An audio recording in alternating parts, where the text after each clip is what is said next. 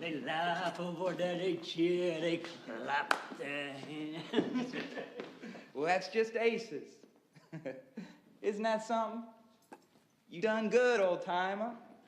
We're happy for you. Yeah, we are.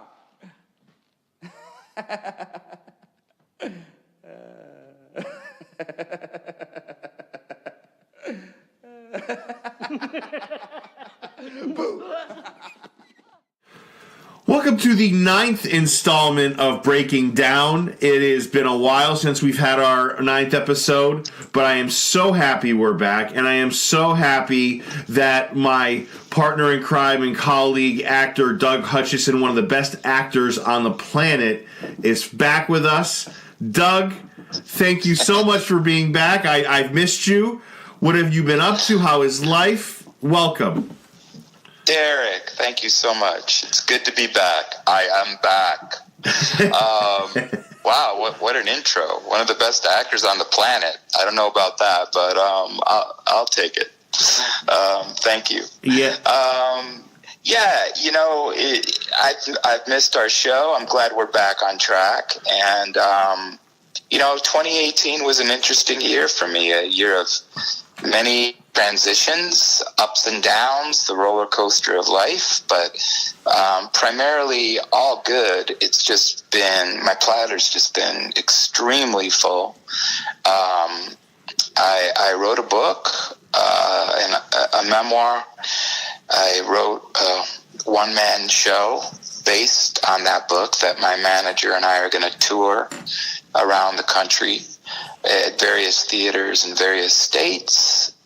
Probably starting this summer is my best guess at this point in time. Both are finished. The book's ready to be published, and the one-man show is done, but it needs a bit of editing. It's running a bit long, so that's what I'm working on right now. I also started, I formed a talent management firm called Darkwater Management, because I've met and have been in collaboration with so many unbelievably talented actors, musicians, artists, you name it, here in the Detroit area since I moved back here, you know, to my hometown. And I don't know, I just felt like I wanted to give these amazing people, these amazing artists, a platform, an opportunity. I want to try to open doors for them to manifest their dreams, because I believe in them so much. So I'm in the thrust of that, and, you know, life in between. It's tax time, so I'm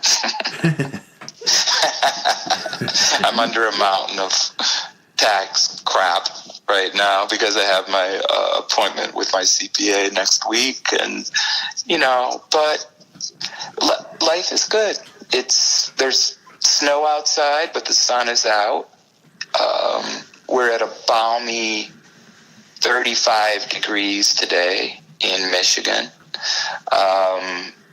But they're saying hold on to your horses, because I think tomorrow night, Monday morning, we're going into the single digits again. So I think March is coming in like a lion versus the lamb, but we'll see. Yeah. Anyway. And how is and I think I've asked you this off the air. How is is Detroit back? You know, because for a while there, Detroit was struggling. Is it back up and coming again? Is it kind of on the rebound a little bit? It definitely is. I'm just, you know, I'm floored with the progress and the renaissance of Detroit. I mean, Detroit's always had a bad rap, and it did. It fell. It went bankrupt. Unfortunately, a lot of it, the downtown, beautiful downtown area where when I was growing up here, basically turned into a rat-infested, apocalyptic place. I mean, you couldn't believe it. You drive by these places and you just go, "What happened?" Right. But no, it's been on an incline now, and it's becoming prosperous again.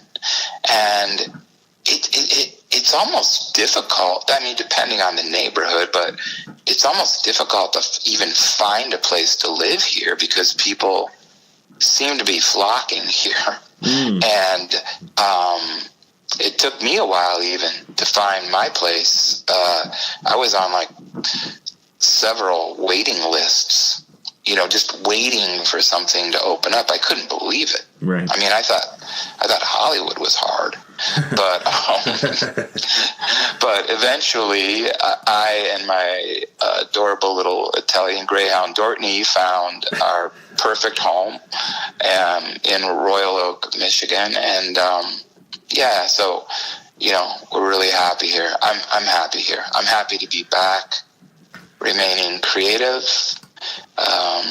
I shot a movie last October in California. Actually, I went back to California to shoot a movie called The Talking Tree, and that was in the Sacramento area, like Northern California. But I got to play a good guy. for once. It's about time. Right. It's a holiday movie. We're keeping our fingers crossed that it will be released sometime near Christmas this year. But we'll see. It's always, a movie, and then you never know where it's going to land. It might get a theatrical release. It's a low budget movie. Independent film, so no big A-listers in it or anything, but is a beautiful script, Yep. bittersweet, and it may get a theatrical release, come November, December. It may get a limited theatrical release. It may go to Netflix, Amazon, all those other wonderful avenues now for films to, take place and, get watched. Yeah, and as well as I do, whether it's a big Hollywood release or it's a independent film, it all comes down to writing. I mean, that's it. I mean, that's the foundation, right?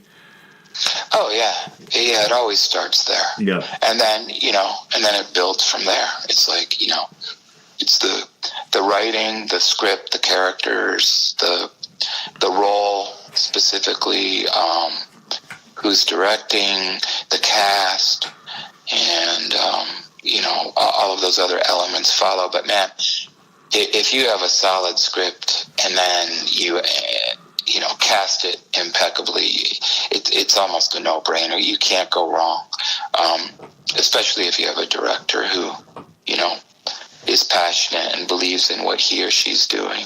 So yeah. Well, I'm happy you're back and strong and stronger than ever and going after the things you love and doing the things that you're so marvelous at. I mean, I'm so happy you're back, and not even from like an acting point of view, from a friend point of view, from a human being point of view. I'm happy that you're back on your feet doing your thing.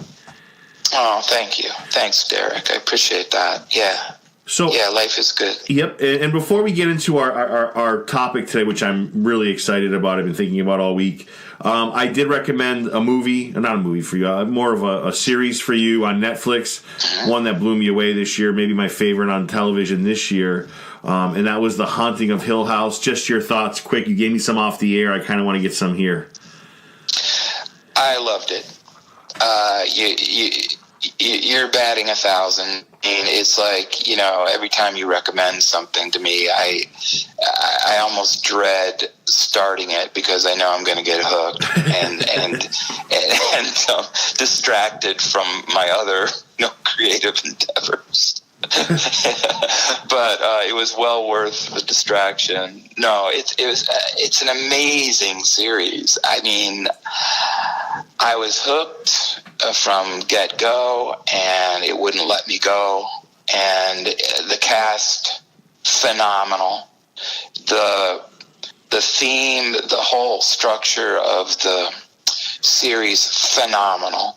I mean, it moves back and forth between past and present, and it's not, the reason I didn't start watching it until you recommended it is I just thought, Haunting of Hill House, it's a horror thing, and even though I like horror, a lot of horror, I just didn't feel like spending my valuable time watching nothing but horror again, and I had better things to do.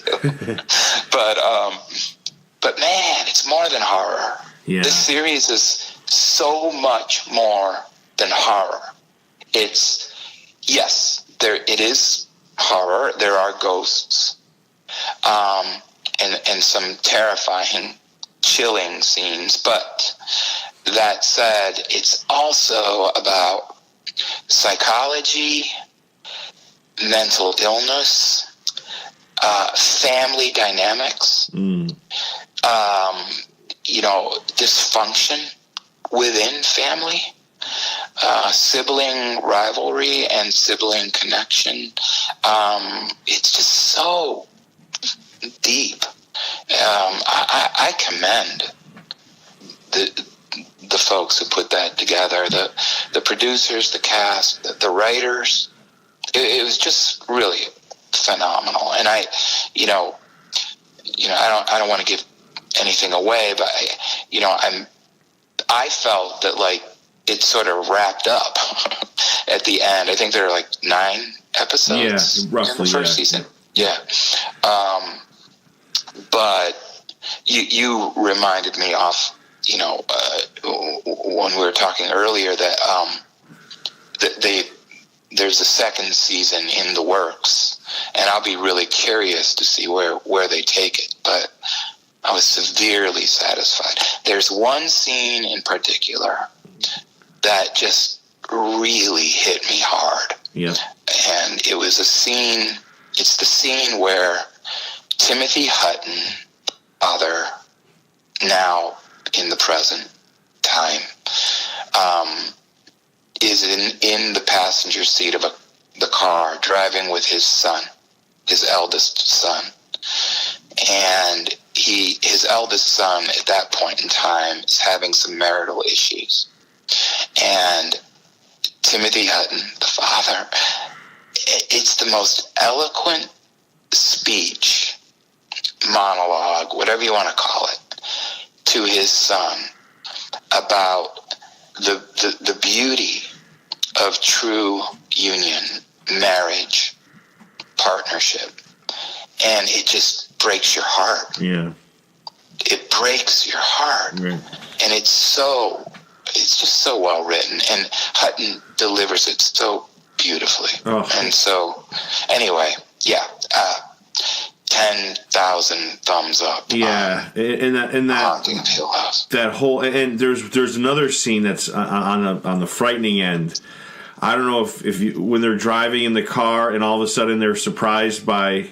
I don't know if you remember that. Like, it was like one of those. Yeah. I jumped and I continued to like jump out of the house. Like, I was so scared. I was like, my God. That was when the two sisters were yes, driving, right? Yes. I don't think I've ever been so scared. Like, what a moment to drop. Yeah, that was pretty shocking and disturbing. But I like see now that was one of those like gotcha sort of the horror moments, but I love stillness and I love the slowness of horror, and so a lot of this sorta reminded me a little bit, not, bang on, but a little bit of The Shining. Yeah, a little bit. And and if you watch The Shining, it unfolds so slowly, and it just starts drawing you in. And that's kind of what I felt about this series, is it had that element to it in the parts that were really significantly scary to me.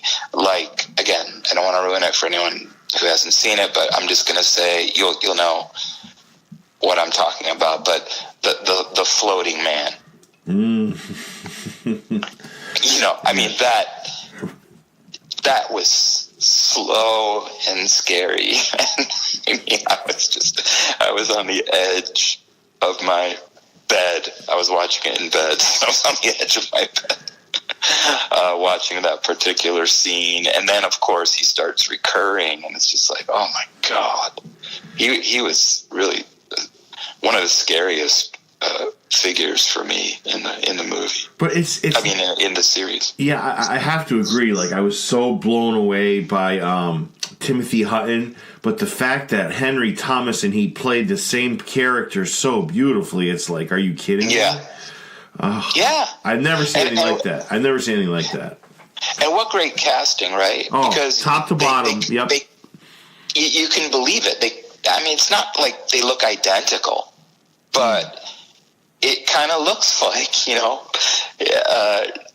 he could have grown into Timothy Hutton. Yeah. Later in his years. And I love that Timothy Hutton, I was introduced to Timothy Hutton when he was just starting out with, what was this movie? White Snow? Or, gosh, I can't remember. But he was young. He was 20. I don't remember how old, but, and he's had, an immaculate career. I mean, he's done so many cool things.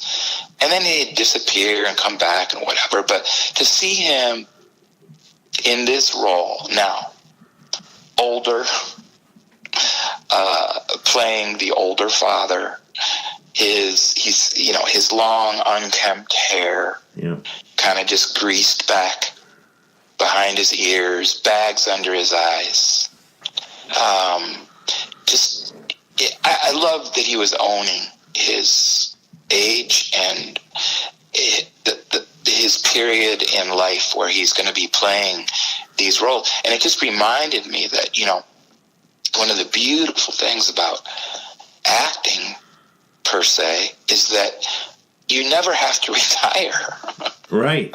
There's you can act every age until you die. Yeah, that's true. That's well said, yes. And the best example of that is this other series on Netflix that I want you to eventually watch that you said you were going to, called The Kominsky Method. Yep. And Michael Douglas and Alan Arkin, they're brilliant in this series. And one of the best things about it is they play up the fact that they're older men and going through older men problems like prostate problems and, going to a bar and sitting there alone because none of the, young hot chicks want to look at you anymore.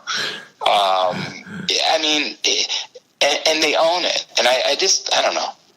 I love it. And I love that part of Timothy Hutton's take in Haunting of Hill House. So thank you once again for the recommendation. And thank you, too, because we're psyched to watch those this weekend. And I there's one thing I wanted to say before we kind of moved on from Hill House and get into our main topic today was the actor who played Luke, because I've had a few cast members, I've had a few of the cast, and I can't remember if one of them said it or I read it somewhere, but he had a tough time as not so much as an actor, but as a human being playing that role, a guy that was addicted to heroin and all the stuff that goes along with it. I guess he had a pretty tough time with it. Not like he fell off the wagon or anything like that, but like he had it was I hope I'm using the right words. It was taxing on him, and it was very difficult for him. It stuck with him.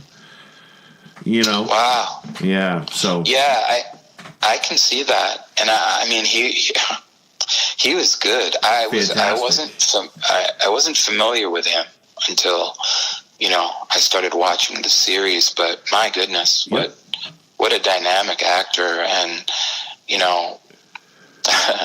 I hope he didn't get haunted too much, by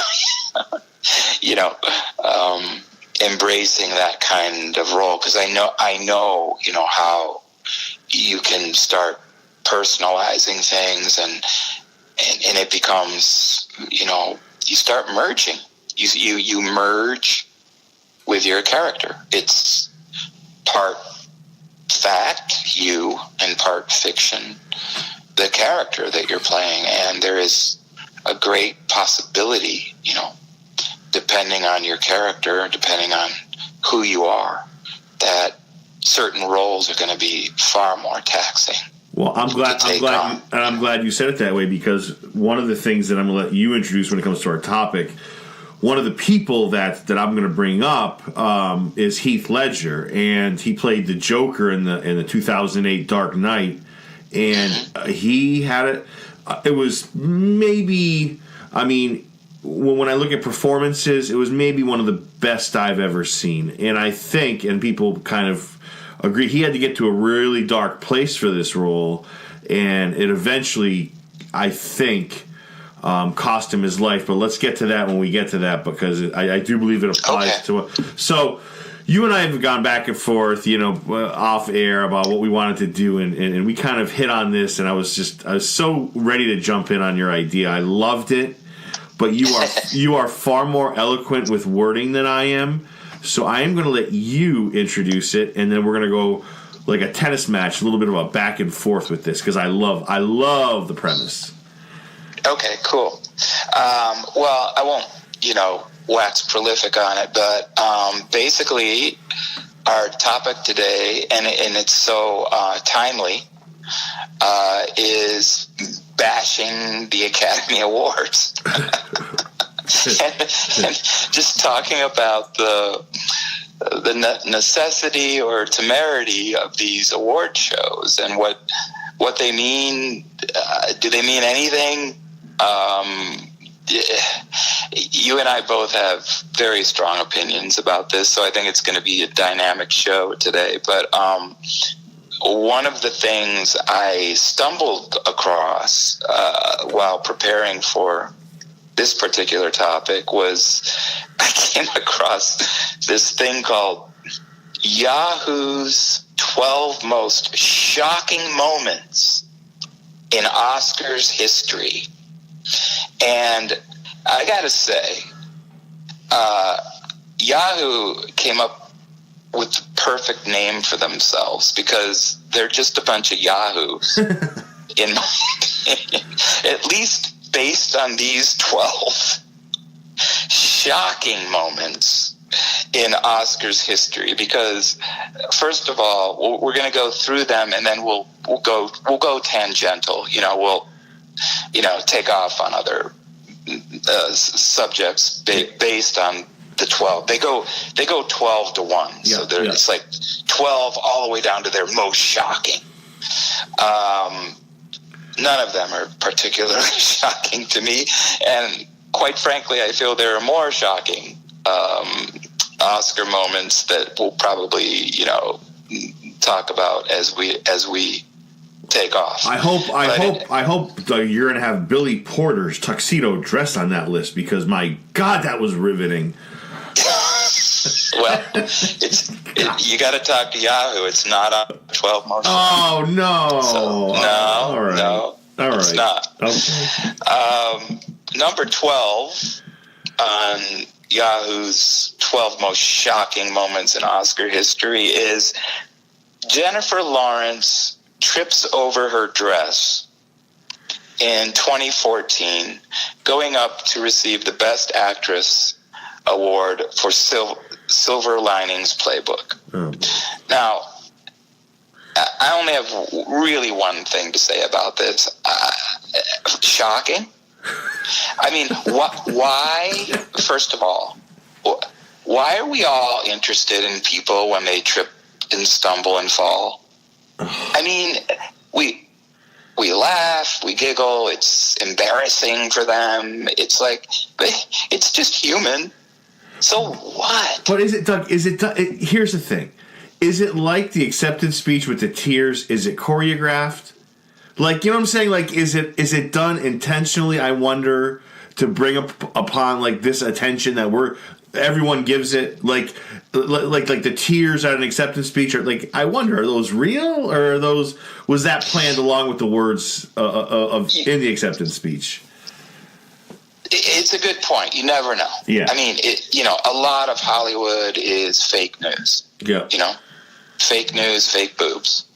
So I don't know how to answer that, but I kind of highly doubt, especially for a woman to stage tripping over her dress for attention, when actually the bigger moment of any of the attention would be accepting the Best Actress award for the Academy. So do I deny that sometimes, tripping over yourself and doing silly things are, a way to elicit attention in the Hollywood media? No, I don't deny that at all. But I highly, when I watch that piece, it does look like an accident, and God bless her, I mean, I don't know. It's like, is it really shocking? Come on. But here's the thing. So when you told me, and I love this list because we can add and not, we can add to it. Here I am looking, and I'm looking at a woman, an actress named Hattie McDaniel in 1940. She's the first black Oscar winner, right? So that's legitimate news. And I'm willing to bet that that's not on Yahoo's shocking list, right? It's not. Right. It's not. And I'm so glad you brought that up, because first of all, I didn't know that. And so that when we start getting into this, man, I want to start talking about the racial aspect, the gender aspect, the whole aspect that the Academy Awards has adopted, and why, it doesn't necessarily serve the art of movie making. It's become very, very political and very, very PC. And, and we'll get into that, but man, I had no idea.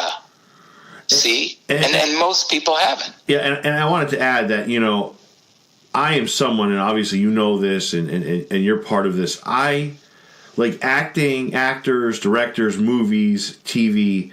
It's like my life. So, I would never, I'm shitting on this show, not so much the people, because I maybe a little bit some of the people, but I love actors. I believe actors in the right format can be life-changing, and I've said it 1,000 times. But it also can be life-changing in negative ways that can, I don't know, not do the craft it does the craft a disservice. Some of these people. Well, yeah, and unfortunately, the Oscars, the Academy Awards, gives them the platform to do so, and I think that's one of the big reasons why it's lost so many viewers. Nobody, their ratings have declined, incrementally over the years, and look at, and I can't. Damn, I wish I could remember this. Who said this? But I it's a comedian. But he was pointing this up, and he said, I really think we need to have 2 separate Academy nights. Let's have one night of the Academy Awards where actors, producers, directors, writers, DPs go up and accept their awards with dignity, elegantly, and give their little speech, and and walk off feeling like good accolades. And then the next night, let's have Academy Awards Part 2, where all these actors can go up there and wax prolific about how racist Hollywood is, how misogynistic it is, how they can talk about their politics. They can diss on Donald Trump and say all of their stuff about the world, and Right. and it's like, to me, I'm sorry, it's gotten out of hand. Yep. If these award ceremonies, and we're not just talking about the Oscars. I mean, this happens, with the Golden Globes, with SAG now. I mean, come on. Honestly, nobody cares. Nobody cares, Spike Lee, Oh, what you think about how quote unquote racist it might be to give a certain movie Best Picture, or to over something of color. It has nothing to do with color. And you know what's so interesting about it to me, this metaphor just always hits me, is that I have this in my book too, by the way. Yeah. I talk about this in my book, and it's like, if you think about Hollywood, we started out with black and white, the silent era, and then black and white pictures. And it was just that. It was shadow and light reflecting off of each other to give us these profound, beautiful movies. And then we moved into color. And color took it to the next level, where there's all kinds of color in movies now. And that's beautiful in of itself. So can we stop? Can we please, at what point can we stop making this about anything other than what it should be about, which is acknowledging wonderful works of art? Oh, that's so well said. And when you told me this list, Doug, I did some research.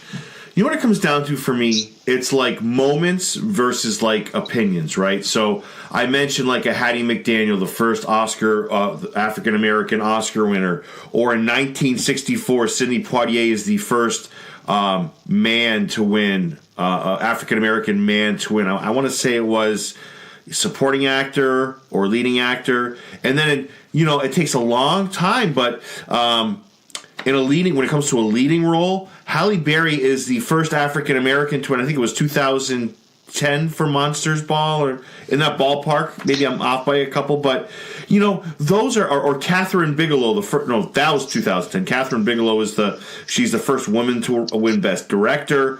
Monsters Ball, I think, was before 2010, but either way, these are all really significant moments.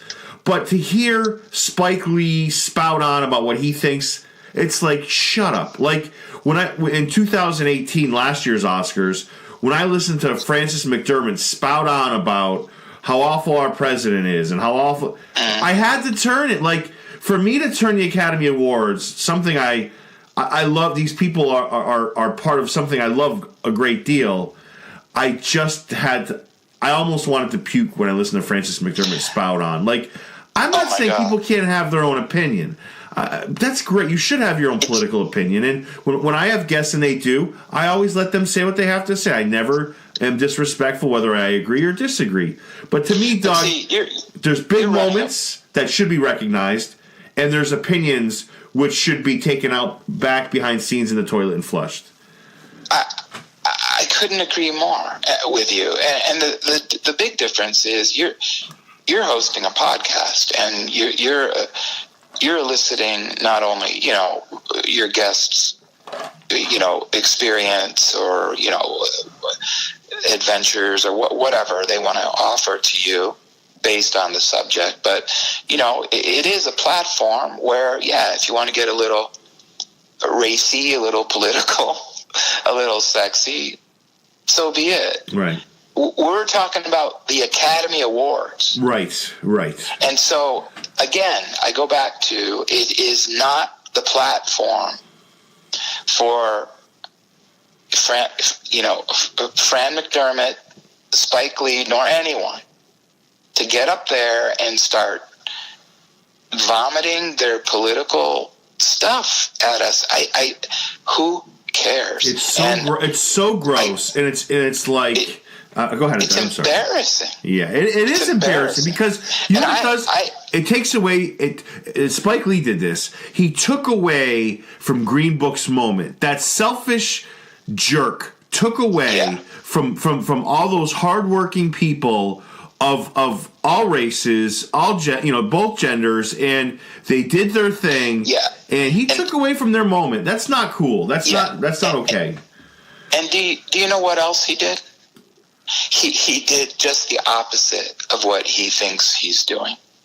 He is not doing him nor the black race that he's contending to defend any justice, because what he's doing when he's doing that is he is kicking Martin Luther King Jr. in the balls. And the reason I say that is because MLK, I mean, come on, his famous speech, I have a dream. I'm paraphrasing, I don't know it perfectly, but I have a dream where my children's children's children can sit at a table with the other children and not be judged by the color of their skin, but by the temerity of their character. Now, what do you think? Spike Lee can't get beyond seeing beyond the color.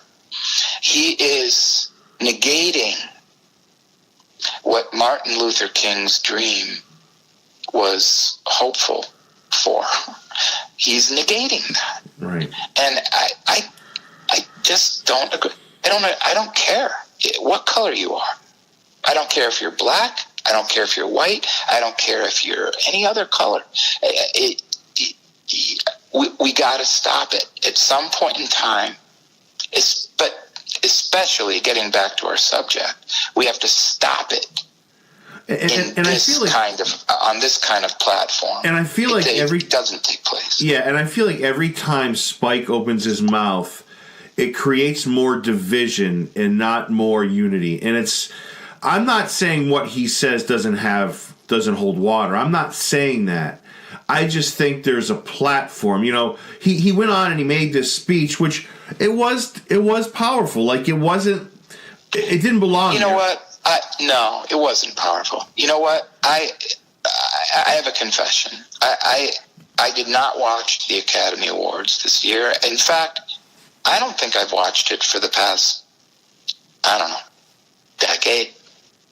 I watch bits and snippets, afterwards, I'll just hit upon it, on YouTube or whatever. And of course his speech got news, and I ended up going, well, what's this about? And so I watched the snippet. Here's this cat supposedly talking about something that he's passionate about, and he's reading from a cue card. And all you can do is look down at this cue card and read these words. I mean, why not? If you're going to do something like that, which again I don't think is appropriate for this format, but I agree. Why not speak from your heart?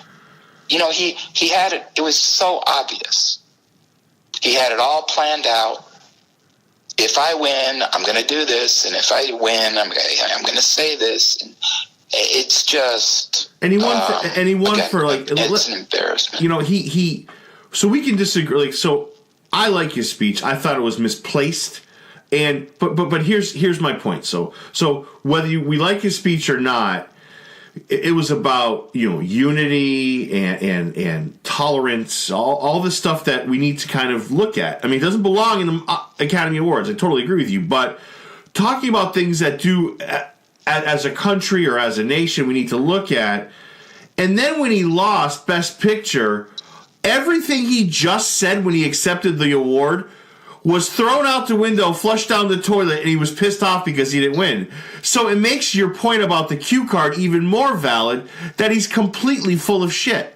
Like, yeah. I have a big issue when it comes to Spike and what he did, because Green Book, and I know you haven't had a chance to see it yet, I'm going to tell you, it promotes unity more than any movie I've ever seen, and people want to pick it apart and just, I don't know, I have a lot of issues with what Spike did, and he comes across as a lot of a phony in how he presented himself, and certainly with his, you know, he is a phony. Yeah, I'm sorry. I really, and I mean it. If Spike Lee called me up right now and said, "I want you to star in my next movie," I'd have a very difficult time, but I would not do it. So, just based on him. And let me tell you this, but Doug, let me tell you this. He's like, oh, it's the second time I've lost to a movie about somebody, because he lost to Miss Daisy one year, and then he driving Miss Daisy, and he lost to Green Book this year. He goes, it's the second time. Well, two things. One, I mean, he won for a category which screen adaptation, which is it was pretty much all written, right? Because Ron Stallworth's book was already there. Putting it on screen was pretty much, the work was all done by Ron Stallworth. But anyways, when he says, he was, you know, this is my second time I've been beaten, you know, and the way he was drinking his champagne obnoxiously on television. But you know what? You know, there's another guy I'm going to bring up that has lost quite a bit. In 2007, he won his first Oscar, and he's about 10 times the director that Spike Lee is, and that's Martin Scorsese.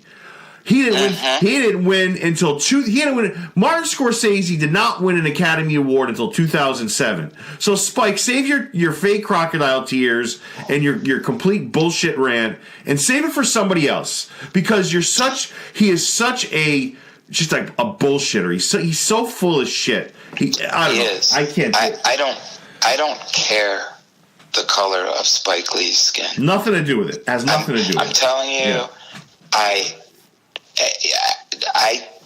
I can say this on my little dog Dortney's life. I don't have a racist bone in my body. And I grew up in Detroit, by the way, in the days where, in the race riots, and I was in the mix. Yep. So don't, Spike, if you're listening to this, don't you be calling me a racist, because I'm not. And I can see past your skin, pal.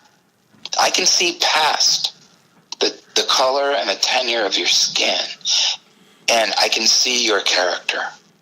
And I'm telling you right now, at least from this vantage point, from this perspective, who knows? Maybe if I got in the room with you, we would actually jive. That would be lovely. But you're making an ass of yourself. And at the same time, unfortunately, you're doing nothing to advance your mission. Nothing. You're going completely against it. And and what you said earlier, Dick, is right. He's widening the gap. He's not bringing us together. And he thinks he's widening the gap. Yes, and he thinks he's doing the opposite. And I'm not saying what he says shouldn't be said. It just shouldn't be said here. We should be honoring people of the past, African Americans, Spanish, any background. I'm okay. That's absolutely appropriate for the Academy Awards. Honoring actors based on achievement, based on big milestones, like I mentioned with Sidney Poitier and all these wonderful actors and directors.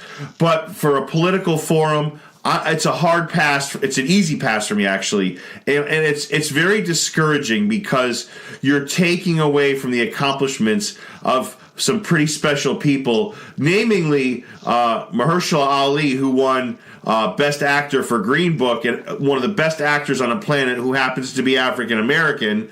You know, Spike Lee shit all over his moment, shit all over Green Book's moment. I don't know.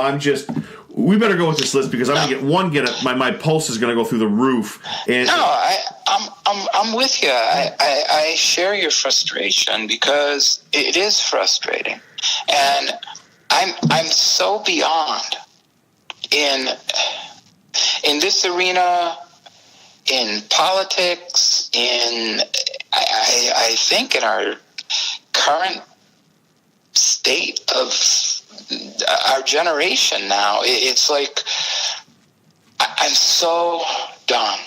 And you know, I know there may be some people out there who will hear me say this, who will go, well, Doug, you're white privilege, you have no clue.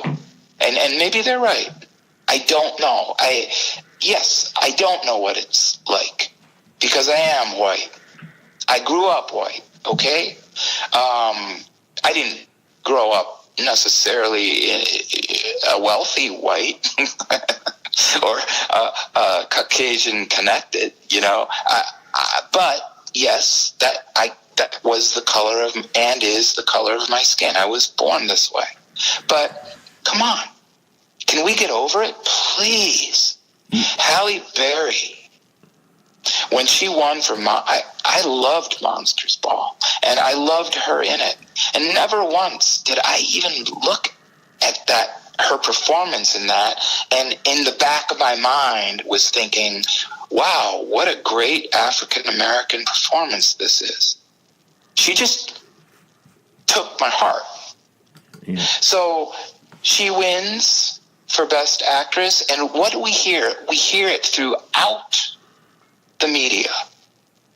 The first black American, or the first black actress to win for Best Actress in the Academy Awards. Well, you know what? Halle Berry's half white. So it's not the first black actress. It's the first half black actress who won, but who cares? That's my whole point. And I'll take it even a step further, just stepping out of our subject for a moment, with the election of President Barack Obama. I was so done and so tired of hearing, finally, the first black president of the United States of America. Well, what happened to his 50% white side? Nobody pointed that up. He is not 100% black. He is 50% black and 50% white. His mother, I believe, was white, right? His dad was black. Right. So, you know, but my whole point is, who cares? I don't care. I want a president, if it's Barack Obama, if it's, you know, whomever, Clinton, Bush, Reagan, even Trump. I want someone in there based on their character and based on their political format, based on what they believe in. And if it's close to what I believe in, I'm going to vote for them. Yeah. I don't care what color skin you are or what gender you are. Right. Or if you're transgender. Yeah. I just don't, I don't know where we've gotten to. It's maybe we've had to come here. Maybe the pendulum has had to swing so devastatingly far to the other side, so that, please, God, please, we will eventually swing back somewhere into the middle. I don't know if we're going to see it in our lifetimes, but maybe for our children or children's children, they might see more of something that's a little less, I don't know what the word is, disheartening, Yeah. I guess. Just bring us together, not apart. Yeah, and it's almost like whether it's, actors or athletes or whomever. And I'm not a big politics guy. I don't talk about it a ton on my show, but I just feel like, I don't know, it's almost like people out there are hoping Trump fails with things that are, they would rather see him fail and root against our country, than have him succeed with policies that might help our country. It's just like we've gotten to such an unhealthy. We've gotten to such. I know. We can't even, like, the cesspool that is Twitter. I can't even go on it anymore. Like, it is such. It is such a pool of shit. Like, there's nobody on there that's worth really listening to. And there's a couple. I shouldn't say that. There's a couple people that, like, don't talk politics. Like, I was looking at this is just totally random, but Anthony Hopkins posted something non-political, something, he had shot the Shadowlands, I want to say 20 years ago, and he was in some room that he was 20 years ago, and he was reflecting about the wonderful happiness he had 20 years ago, and now how some of the people that were in that room have now passed, and how just, difficult it was, and how that's pretty much a synopsis for life. And I don't know, we've that's what we should be looking at Twitter, but it's politics, it's ugliness, it's insults. You can't talk politics anymore, right? So you have people that, if they want to wear a Make America Great Again hat or a shirt, they're called racist, and they're called this and that. And we have completely lost our way. And it's, when I turn the TV on, whether it's Netflix, the Golden Globes, the Academy Awards, it's to get away from the real world. It's to get away from that ugliness, that disgusting kind of hate. And now it's seeping its way into my getaway places. And that's my whole point with this whole podcast, for me anyway, is that it's become just gross for me in a sense that there's no place I can now go without having to hear somebody's political opinions who I want no part of. I don't know. Well, that's why I don't have a television. But, I got to say, I'm a big Netflix fan, but yet I do, I understand that, especially in their documentaries, they are more left-leaning, I would say, in their scope of documenting documentaries. But I don't mind it. I look past that just because I love documentaries. I find them fascinating, but I understand there's always an agenda, behind documentaries. But that's why I like, The Haunting of Hill House so much. That's an escape for me, not turning on this bullcrap news. And you're right, having to endure Twitter and all of these people, and now journalists who aren't even journalists anymore. They're just opinionated people with an agenda. They're not giving us the news. But they're objectively. They're not. And I would agree, Doug, there's something wrong when Halle Berry is the first black woman to win a Best Actress, and we're talking 2002, like, that's obnoxious. Or 2010 for director Catherine Bigelow, who's female, obviously, but that's a long time to go without. But I don't know, is there a better way to introduce or bring upon these things rather than, in your face, kind of wake up, I don't know. Well, it brings me back to what we've talked about before, and I don't really look. First of all, here's my disclaimer: as much as I'll just speak for myself. As much as I'm dissing the Academy Awards, I understand the power behind it. I understand the politics behind it, and quite frankly, for those out there listening, they're who might be saying, "Oh yeah, right, Doug." And what if you're nominated for an Academy Award, and what if you win? Well, yes, I'm going to go up there. I'm going to take it. I'm going to give a speech. It's not going to be political. It's not going to be racial. But I'll have a speech prepared that will hopefully be short and brief and entertaining and heartfelt. But see, that's the whole point, is the Academy Awards is political. If you're fortunate enough to win the lotto and get nominated and actually win an Academy Award, your perception in Hollywood changes and your salary goes up, and you're suddenly an Academy Award either nominated and or winning actor. You're not just an actor anymore. So I'm not denying the power behind this machine. I just don't quite understand it. Like, who are these people? Right. Who are the Academy? No, I'm serious. No, I agree. Are they 30 people? First of all, how many are there? Where did they come from? Who are they? And why do they have a say over anything? Like best picture, best director, best actor? Why have we given this entity so much power? I don't really grasp that. I can't. It's beyond me. I don't get it. Maybe I should look into it further, but I don't understand it. It's kind of silly.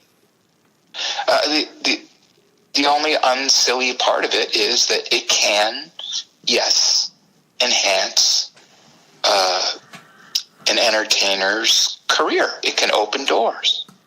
I will not deny that.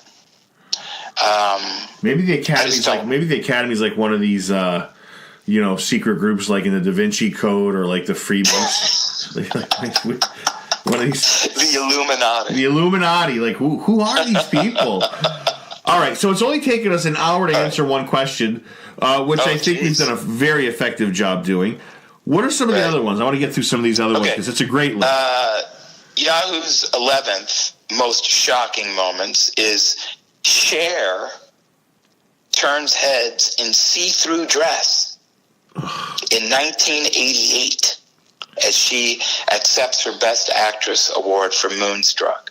What's kind of hilarious about this is that, and I guess this just kind of points up how far we've come. But I mean, if you look at the pictures that they're talking about of Cher in her see-through dress, it's not see-through. It's provocative. It's showing off, her amazing body. But, nowadays, come on, folks. You're seriously, Yahoo? Go to your own site. I mean, go see what's on Instagram anymore and Twitter and what have you, YouTube. Come on, this is not Doug. It's shocking if the year was 1957. Yes, but even in 1988, I can't imagine this was. It's not see-through. You don't see anything. Number 10. And I remember this. This is one I did watch, and I couldn't believe it. It wasn't shocking. It was just embarrassing. This should be 12 most maybe embarrassing moments, but shocking, I don't know. Yeah.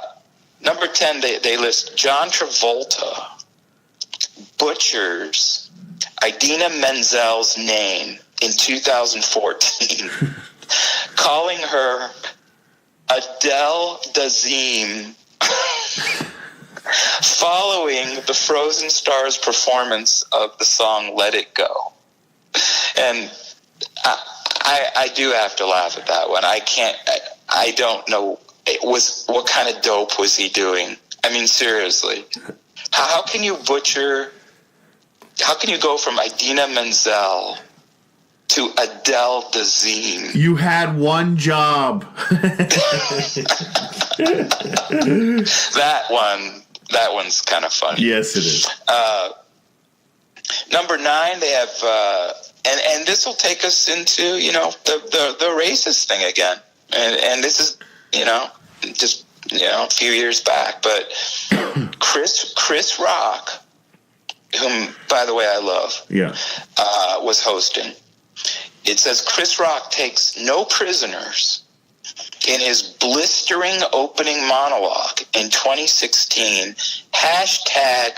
#Oscars So White. Because in that year, Will Smith and his wife Jada Pinkett Smith boycotted the Oscars because they thought it was too racist. So Chris Rock gets up there and he says, and this is a quote, "Jada boycotting the Oscars is like me boycotting Rihanna's panties. I wasn't invited." That's what Chris Rock said. He's such a good comedian. He's such a great comedian. Yeah, and I am tapped out when it comes I love the fact too. Not only is he a great comedian, but that in this case, at least, that he's black and he's calling out.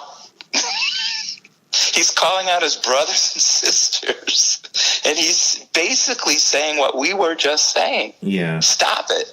This is ridiculous. And that monologue... This isn't about color. Yeah, and his monologue did have some... It was a good monologue. It did have some very truthful things about Hollywood and so forth. But again, not to be repetitive, I think that's another way of getting out a serious point, whether it's, comedy or... not, I don't want to say sarcasm, but just making a point without having it be in your face or, choosing the right, I don't know, but that's a great one. That's a really good one. All right. So I'm going to skip number 8 because it's kind of boring. It's just, I don't even know why it's on here. I guess Rob Lowe opened a show in 1989 and performed Proud Mary with Eileen Bowman in a Snow White suit, and it caused a stir. I don't know. Disney sued him. Who cares? Number 7, though, is interesting.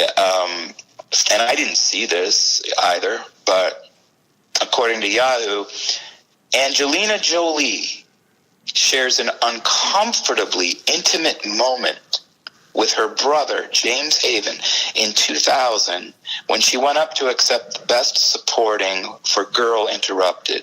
Jolie said, in quotes, "I'm in shock, and I'm so in love with my brother right now," end quote.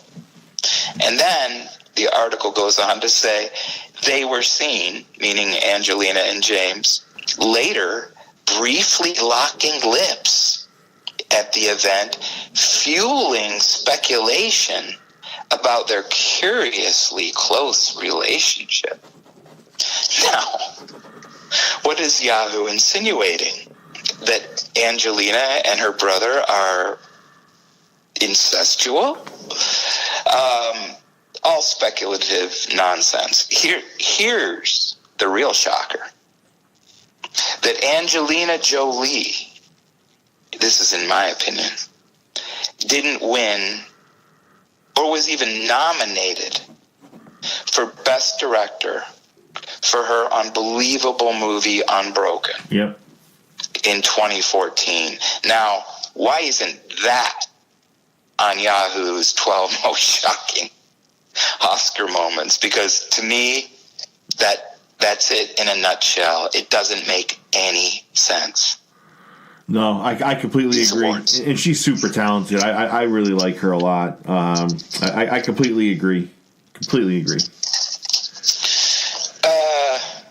Number 6, no big deal. We can kind of streak through this because it's about the streaker in 1974. So when you told me about this list, right, I was like, well, I'm going to Google some other lists. And I'm at Bazaar, HarperBazaar.com. and they have like a film reel at the top of the webpage, and then they have like 22 moments that define the Oscars, which is a far superior list than the one we are hearing now because it's ridiculous. And Yahoo seemed to miss the mark completely, but there is a man's behind staring me right in the face, and it's the moment you're talking about. Like, thanks a lot. Like, how is this? This is ridiculous. This is stupid. For those of the younger generation out there who are too young to remember this, yes, in 1974, a streaker crashed the award, and shortly before Elizabeth Taylor was to announce Best Picture, this gay rights activist by the name of Robert Opel stripped naked and ran across the stage behind Oscar co-host David Niven. I mean, shocking maybe, but nowadays, if that happened, this cat would be a hero. I mean, it would still be hearing about it on, social media. What a hero this gay activist was. This is of course pre, gay marriage becoming legal and gays coming into their own and whatever. But it's just kind of, again, it's more humorous to me than shocking. But I did want to quickly add, though, that is, and again, I don't want to get political, but that is a way that is one topic, whether it comes to gay rights, gay marriage.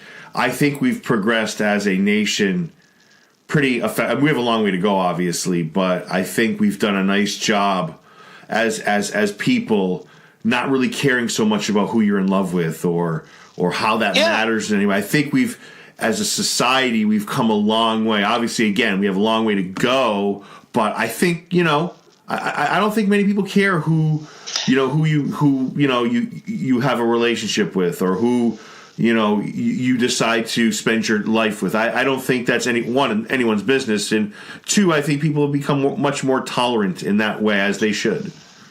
I agree. Yeah. I agree. And we need to start pointing that out more than, all of the quote-unquote discrimination. Right. No, because I agree. Discrimination comes in many forms. But then, we can use this, even in 1974, as an example of how inappropriate this type of protest is in the context of this format. Who cares? This is about the film industry and winning awards and, holding up people who, did wonderful things in that year in their various creative endeavor. What the hell does it have to do with gay activism, with race activism, with gender? It has nothing to do with that. Or at least in my opinion, shouldn't. I agree. And speaking of race, number 5 on the Yahoo list is Marlon Brando refuses to accept his Oscar in 1973 for Best Actor for The Godfather. And instead, he sends Native American activist Gene Littlefeather up to protest the misrepresentation of American Indians in Hollywood. Okay. I have so much to say about this, but I'm just going to start off with my half and half thing again. Because I remembered this, but I looked into it further before the podcast today, and I was right. Sacheen Littlefeather, it was born Marie Louise Cruz. Okay? She is one half Native American, and she is one half white. Now, she happened to have been, and maybe still is, I don't know if she's still alive, I don't know.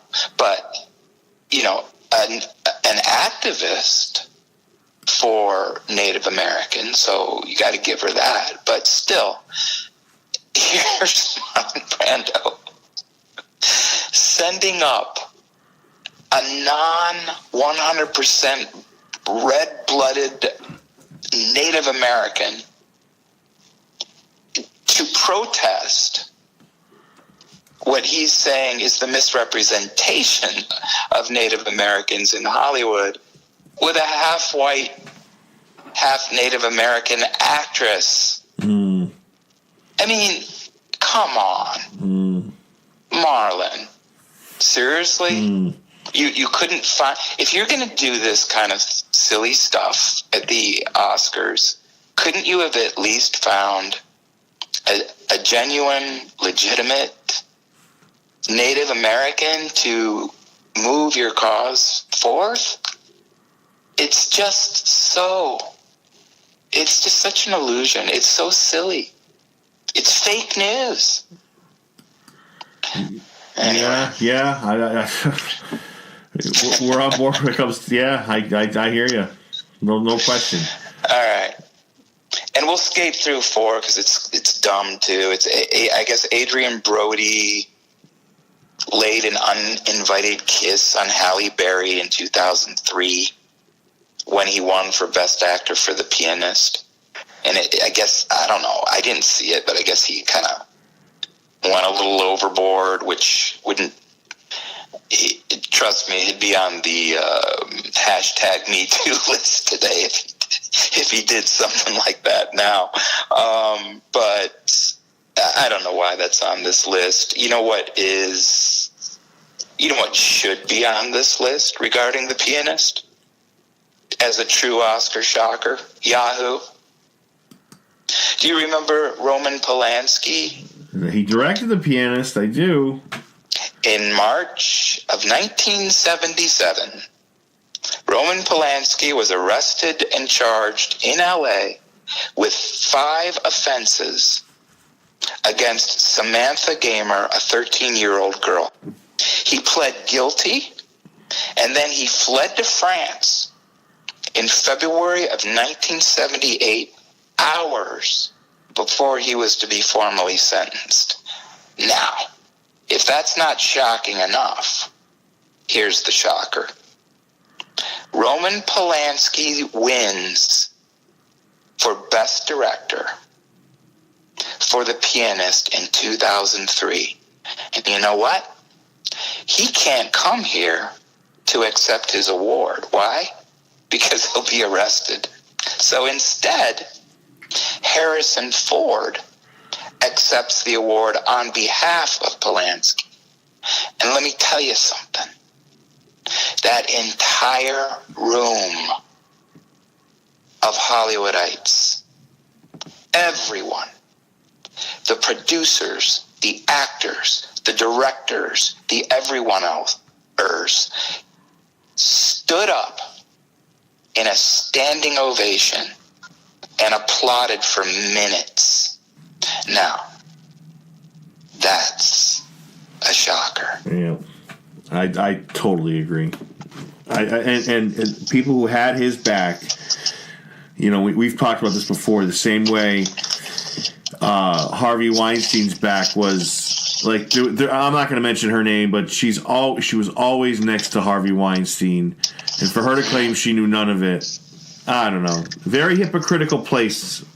This Hollywood, very hypocritical. Oh my goodness, my friend.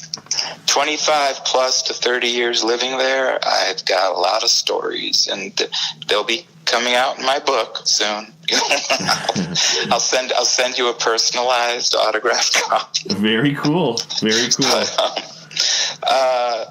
So anyway, very quickly, because I know we're running out of time here, we're getting a little over, but number 3 on their list is, I don't know if this happened or not, who knows, fake news or not, but apparently Marissa Tomei upsets with the Best Supporting Actress win in My Cousin Vinny in 1993, beating out, Vanessa Redgrave, and Joan Plowright, Conspiracies began to circulate that presenter Jack Palance couldn't read the winner's card and called out the last name that he could see on the teleprompter, which happened to be Marissa Tomei.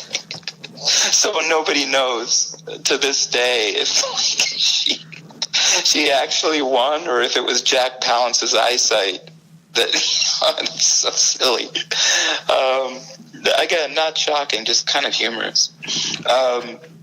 Number two, and here we go, moving in again to the PC kind of where the awards, in my opinion, shouldn't be. But in Yahoo's opinion, number two on the list is that Crash takes Best Pick over Brokeback Mountain in 2006. And they say one of the greatest upsets in Oscar history, !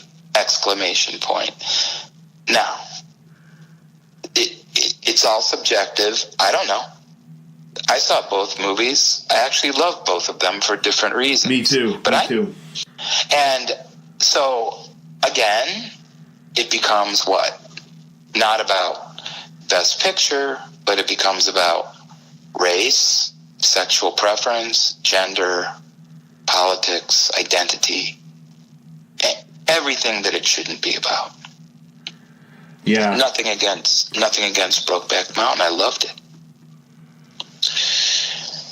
And then finally, number one.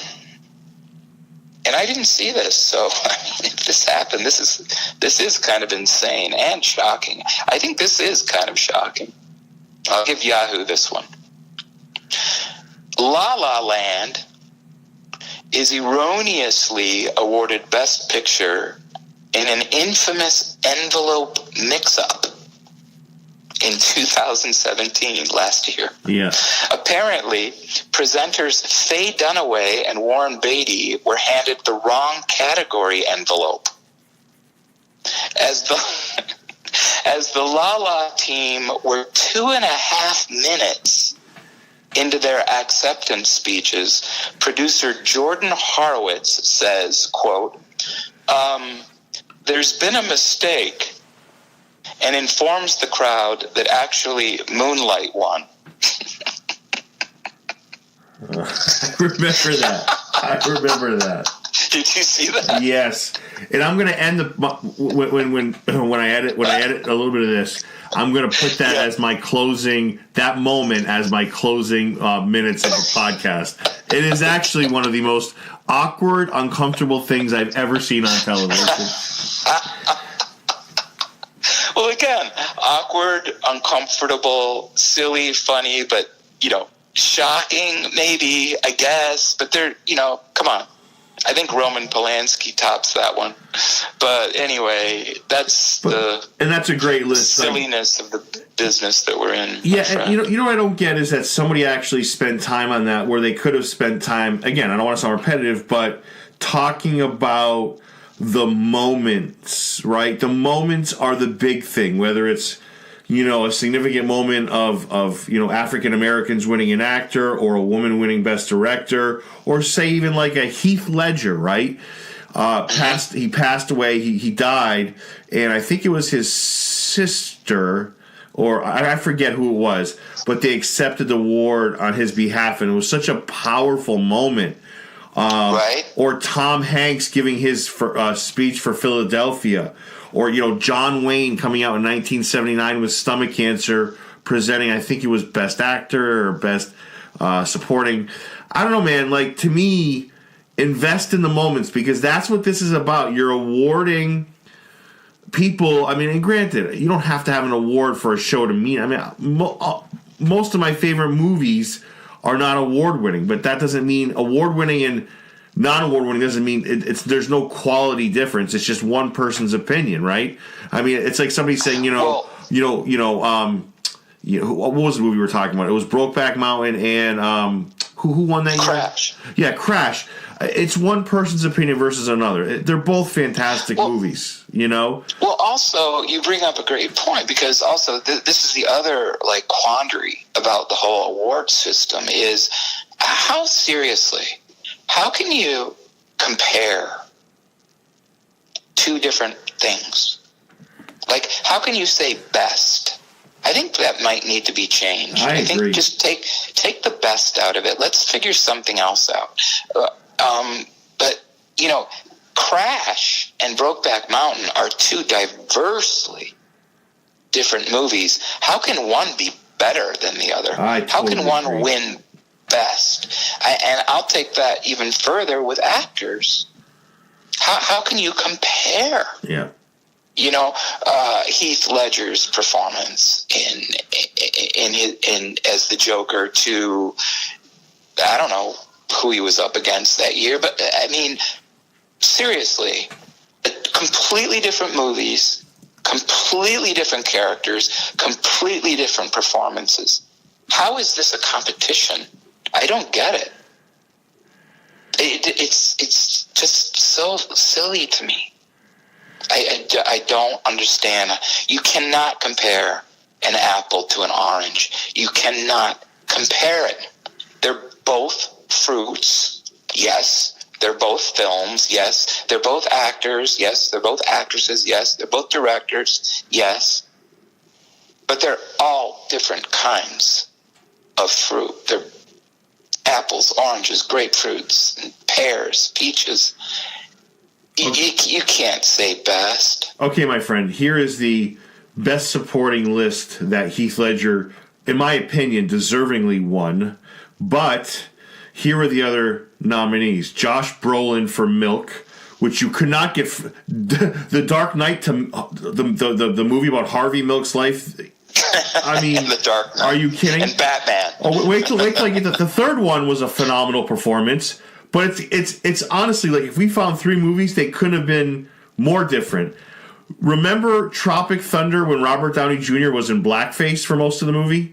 Yes. He was the third. I mean, it's a phenomenal performance.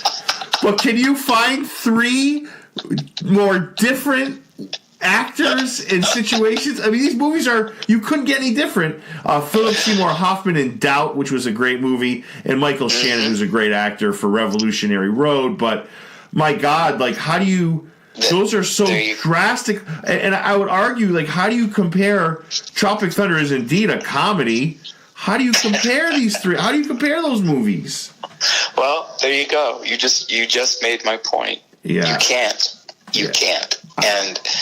And that's why something's going to change. And again, I don't know if it's going to be in our lifetime, but we're going to see something change here because the Academy, their palms are sweating. They're getting nervous. They don't get what they're under anymore. And so it's got to come out somehow in the end, where there's some major transformations for this to even be taken seriously anymore, because nobody really is. You know, and nobody is. Yeah, and you and I both love The Craft for different reasons, and I don't know. I can't. I think these awards should mean something, and they should be used the way. I don't know. I don't want to get too repetitive, but I'm glad we kind of aired out what we thought, and you know, I think we brought up a lot of good points today for sure.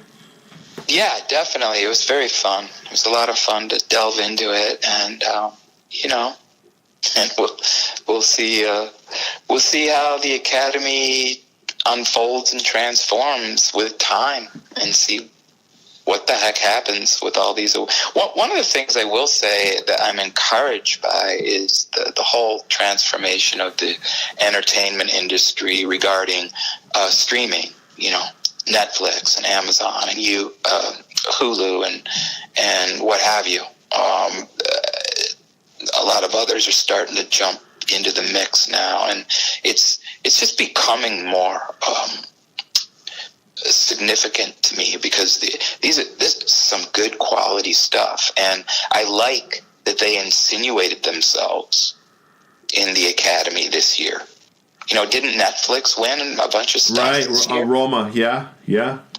So, you know, God bless them. I mean, even though I'm not down with the system, I'm happy to see that, you know, at least these venues are being recognized for their brilliance. You know, and I'm not going to sound two-faced here because I was cheering very much for Green Book because I had the screenwriter on the show. It was my movie of the year. I desperately wanted a lot of that cast to win. Viggo Mortensen was obnoxiously omitted, whether it's the SAG Awards, the Film Independent Spirit Awards. He was so ignored throughout the whole thing. He deserves recognition for his role in that movie, and it is such a wonderful movie, and I felt like he was passed over.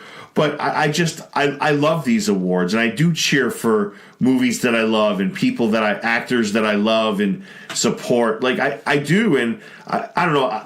It's like the list you read, and a lot of people look at it this way. It's like a prom for adults. Like they made it look like, you know what I'm saying? It's like, oops, remember that gaff where she fell down? Or, look at that. Guess who kissed who? It's like shocking. Yes, they make it look like a Kardashian prom or something. Like, I don't know. We've lost our focus on what award show should be. And this is gonna be crazy. Award show should be about awards. But well, maybe somebody will start coming up with something like that. Like really, and just supersede the Academy. Like figure out a way, to really try. I don't know how, because again, like we've mentioned, it's comparing apples and oranges. So, but maybe it is just about changing the vocabulary, because that's important. So when we say best, all of us, humanity, we go there. Oh, that's the pinnacle. That's the top. That's the best. Look, I won for the best. Yes, I agree. Yeah. So maybe that's a starting point. Maybe. But I'm gonna say something really cheesy too, Doug. Like when I watched, like the Golden Globe did a great job of this. I don't think I saw the one in the Academy Awards, so I was flipping back and forth. But the In Memoriam, and this is gonna sound really cheesy, it is also a great way to say goodbye to actors you've loved, right? So like there's a lot of positives that could be here, but it's like the Academy right now is closer to being like the MTV Movie Awards, where some of the awards are like Best Kiss, than they are about being towards honoring those who have committed themselves to this beautiful. And this can be, actors can change lives in such a great way. They can. I totally believe that. But I just hope this ship is righted in a multitude of ways, Doug. I'm just waiting for the day soon where the Academy is going to get completely spanked, and they're going to have to change the Oscar, because it can't be a man. Oh, it's that's good. Yeah, it's good. It can't be a man anymore. It's got to be both a man and a woman, and the color gold. It might have to change, because I don't know. Well, maybe we'll put. You know what? Maybe we'll put a. Maybe we'll put a tuxedo dress on it. How about that? Oh man, I tell you, I don't. I'm gonna tell you. This will be the last thing I say. I'm gonna tell you. I hate when people tell me this. Like Google this or watch that, but you have to. Ricky Gervais. I need you to watch him as host of the Golden Globes. Like there's on YouTube. There's a compilation of things he's done. Doug, it's like 10 minutes. You will not regret it. Okay. Ricky Gervais, just he's bullshit, funny. No bullshit, just right to the point, no kind of hiding what he feels. It's like, here you go. Easily the best host of any award show ever. I'll check it out. Yeah, I think you'll like it. I like him. He's great. You'll love it. 100% you'll love it. Right Doug, I love our list. Hopefully, I think our next one, because right now I'm feeling a little bit revved up. I feel like my blood pressure has been escalated. Maybe next week we could do like favorite color, or like a favorite type of car, or something very easy. Yeah. Tone it down. It down a little bit. We got to get your blood pressure back to normal. Yeah, I can't spend any more days in a hospital. I've had enough of that. Doug, I can't thank you enough, man. I'm psyched that you're back. It's one of my favorite segments I do on the podcast, man. And I can't thank you enough. And I'm happy that you're back and things are looking good for you. Oh, thanks, Derek. Right back at you. It's great to be reconnected, and we'll charge forth as 2019 continues to unfold. Well said, my friend. And the Academy Award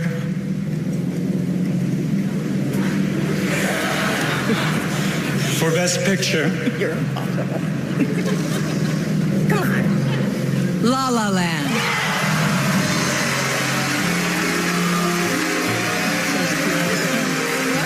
La La Land has 14 Oscar nominations this year and is tied for the most nominated movie in Oscar history, winning 7 Oscars: production design, cinematography, original score, song, directing, actress, and Best Picture.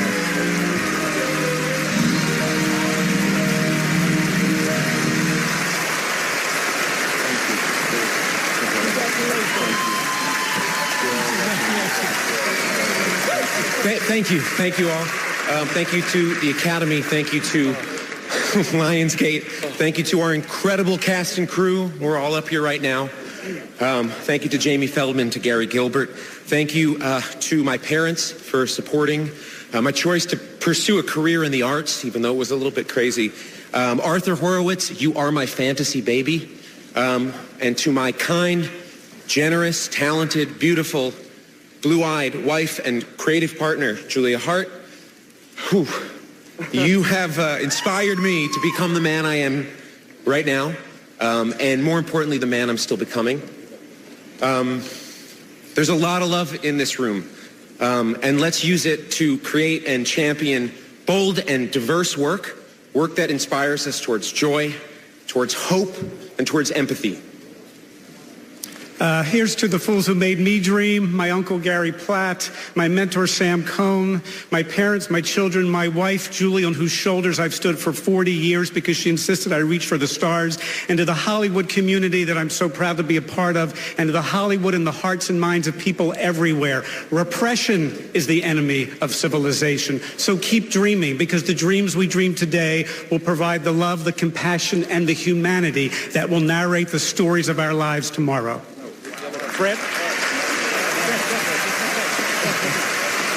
It's the love of my life, Ali Lowy. I'm up here because of you. I love you so much. To my family, maman, papa, Jeff, hommage, vous adore. Matt Pluff, you kicked this off. And Damien Chazelle, we're standing on your shoulders. We lost, by the way, but, you know. Guys, I'm sorry. No, there's a mistake. Moonlight, you guys won Best Picture. Moonlight won. Come on, this is not a joke. This is not a joke. I'm afraid they read the wrong thing. This is not a joke. Moonlight has won Best Picture. Moonlight, Best Picture.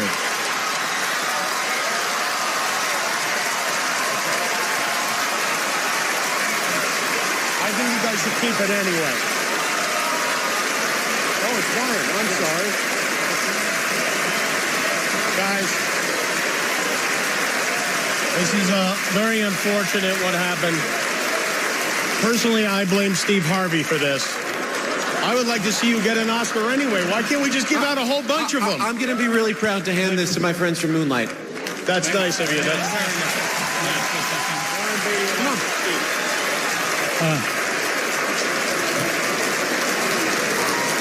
Hello.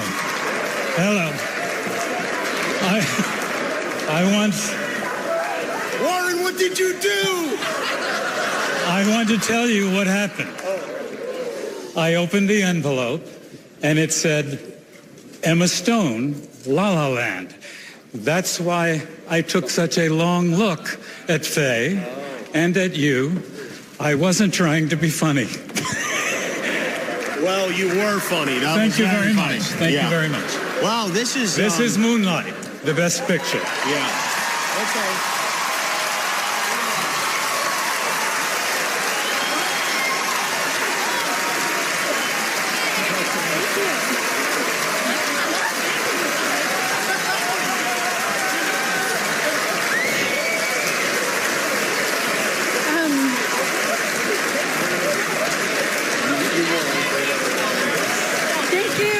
Very clearly, even in my dreams, this could not be true. But to hell with dreams. I'm done with it, because this is true. Oh, my goodness.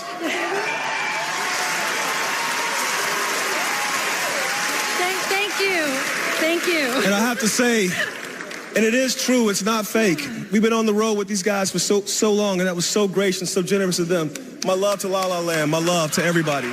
Man.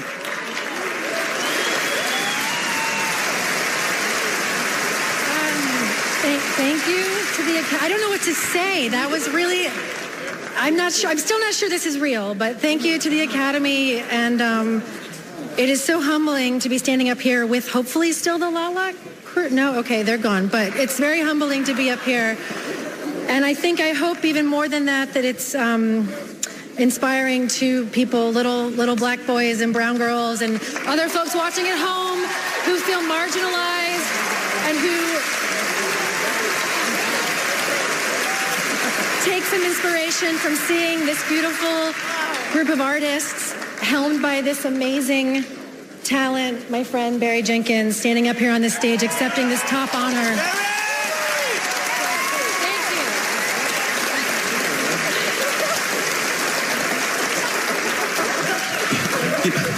You know, there was a time when I thought this movie was impossible because I couldn't bring it to fruition. I couldn't bring myself to tell another story.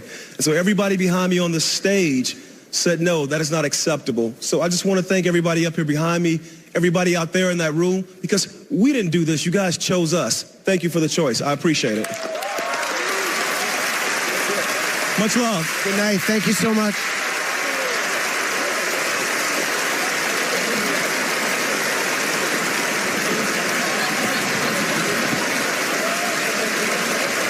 Well, I don't know what happened. I blame myself for this. Let's remember, it's just an award show. I mean, we hate to see people disappointed, but the good news is we got to see some extra speeches. We have some great movies. I knew I would screw this show up. I really did. Thank you for watching. I'm back to work tomorrow night on my regular show. I promise I'll never come back. Good night.